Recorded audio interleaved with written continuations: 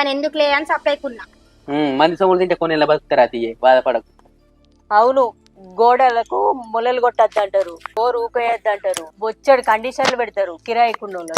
అసలు కండిషన్లు పెట్టినా కూడా మేము ఓకే అందుము. ఇంత రెంట్ అని చెప్పింది, మాకేం చెప్పలే.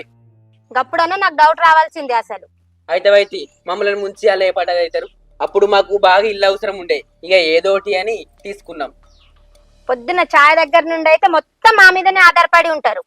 పొద్దుగాల ఛాయ కాడి నుంచి నీ మీదనే ఆధారపడ్డారంటే నీ చేతి వెంట బాగా రుచిచ్చినట్టున్నది వాళ్ళకు.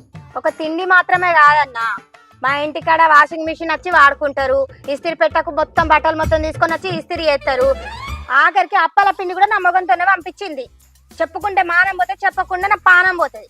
చూడమ్మా, ఇరుగు పొరుగు అన్నప్పుడు ఒకరికొకరు ఇచ్చుకుంటారు, పుచ్చుకుంటారు. గా మాత్రం దానికి నువ్వు బాధపడితే ఎట్లా? అసలు ఏం జరిగిందంటే నువ్వు ఆగు సీన్, నేను